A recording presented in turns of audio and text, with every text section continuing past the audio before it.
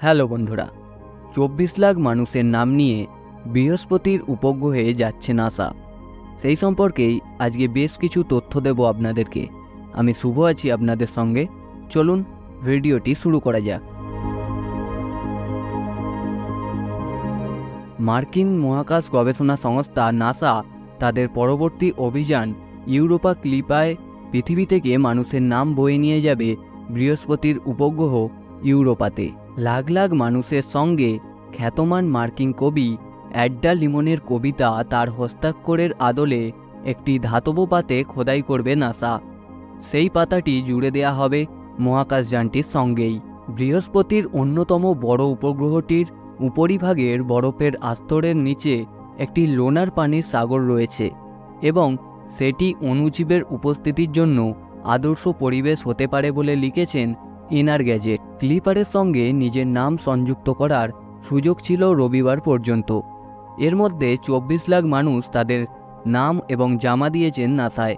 অংশগ্রহণকারীদের নাম মানুষের চুলের 1000 ভাগের 1 ভাগ পোস্তের অক্ষরে একটি ইলেকট্রনিক বিমের সাহায্যে বিভিন্ন মাইক্রোচিপে খোদাই করবে বলে জানিয়েছে সংস্থাটি। এই মাইক্রোচিপগুলি কবিতা ধারণকারী ধাতব পাত্রের সঙ্গে যুক্ত করা হবে। ইউরোপা ক্লিপার উৎক্ষেপণের নির্ধারিত সময় হিসাবে 2024 সালের অক্টোবরকে বেছে নিয়েছেন নাসা, তবে এখনও পর্যন্ত অ্যাকুরেট ডেটটা বলেননি। উৎক্ষেপণের পর বৃহস্পতির কক্ষপথে পৌঁছতে মহাকাশযানটির সময় লাগবে 6 বছর। গন্তব্যে পৌঁছে মহাকাশযানটি ইউরোপায় মানুষের বসবাসের সম্ভাব্যতা পরীক্ষা করে দেখবে।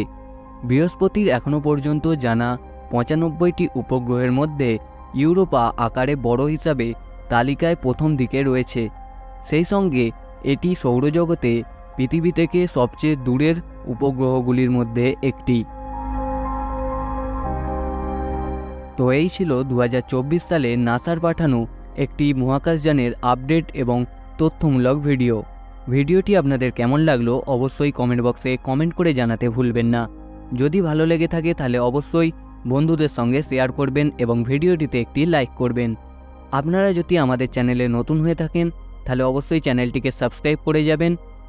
আবার দেখা হবে পরবর্তী কোনো নতুন ভিডিওয় নতুন ইনফরমেশান নিয়ে।